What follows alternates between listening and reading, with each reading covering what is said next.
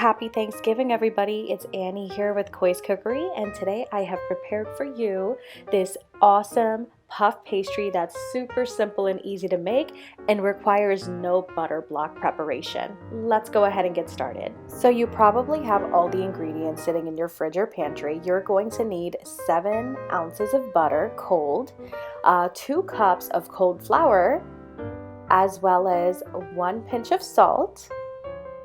And lastly, you're going to need half a cup of cold water. Throughout this entire recipe, you'll see that I very much stress that everything needs to be cold and right out of the fridge, because that is going to be the best way that your puff pastry is going to hold its shape. So next, you're going to get out a cheese grater and you're going to grate the butter until it becomes nice and fine, and it should look something like mozzarella cheese, and that's how you know you did it correctly. I have tried so many puff pastry recipes in the past and failed miserably because 1, it was way too time consuming. Number 2, that butter block is super annoying to make, so we're going to make it without a butter block. And you're gonna love this recipe. Like, I'm so excited for it because you can make savory recipes, you can make pastries and sweet recipes. The options are endless. So let's jump right in. Right here, I have my mixing bowl. You can even use a hand mixer if you do not own a mixing bowl, or a stand mixer, I mean. And make sure your bowl is cold. This is gonna help keep the butter nice and cold. So the first step is going to be to add in your cold flour. This is right out of my freezer, and don't worry, the flour does not turn hard, it just stays cold.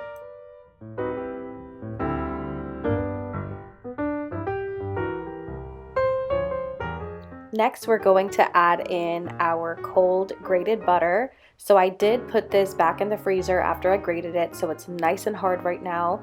And you're just going to add that into the mix, and we're going to mix this on medium speed for about 2 minutes until everything gets incorporated nicely.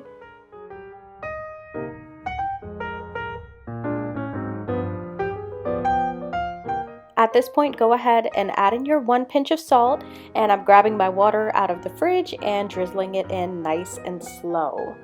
Make sure the water is really cold. So you're gonna see the dough slowly starts to crumble at first, but eventually it is going to come together and be one giant clump.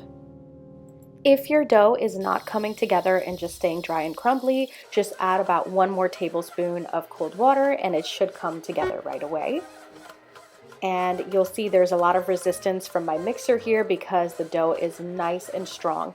And we're not going to overwork the dough. It's just as soon as it comes together, you want to stop the mixer and go ahead and take the dough off. So if your dough looks like this, congratulations, you've succeeded and you've gotten the hardest part over with. So you should be able to see little clumps of butter in there, and that's totally okay. You did nothing wrong. This is just how puff pastry works.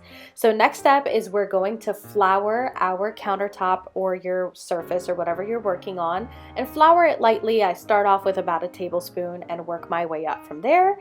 Spread everything around nice and evenly, and this is the part where we start folding and rolling our dough, and I will show you my technique in just a second here. So my first goal is to spread out the dough nice and evenly. I'm not too worried about shape right now. We're just going to roll it out to where every part of this dough is even. So next, you'll slowly see me start to shape it into a rectangle as I go. And this is gonna take a lot of rolling, guys, just because it's going to get out of shape eventually as you start rolling. So you have to keep reshaping, keep rolling. Once you have a pretty decent rectangle shape, you're gonna take each end and fold it in kind of like an envelope, flip it over, and we're going to continue rolling the dough. So everything after this point is going to be a really repetitive process. It's going to be a lot of folding, rolling, folding, rolling. It's really important, guys, because we've gotten this far, so you can't get lazy now. The more you fold, the more layers your puff pastry is going to have, and it's going to be extra puffy. So just continue to fold like I'm doing here. Roll it over, flip it over, roll the dough, make sure you flour your surface so nothing sticks. And you're also going to want to roll everything widthwise too, just to make your pastry wider like you just saw me doing here. And just keep going for as long as you can until you feel like you're going to be satisfied with the amount of layers. So at this point, because I want my dough to stay cold while I'm folding it, I'm going to wrap it up, put it in the freezer, take it back out, and do my final couple of fold and rolls here. As you can see, the dough looks so buttery, silky, and soft, and that's exactly what we're going for. I'm going to show you how I also divide my dough and I store it in the freezer. So look at all those layers, by the way, guys. Like, I know the camera doesn't really do it justice, but if you were to see this in person, there's so many little lines and layers. So I know that this is going to be the perfect puffy, flaky pastry. So to store this, grab some wax paper or parchment paper and roll it up just like this. That's all I do. This helps it prevent from sticking to itself.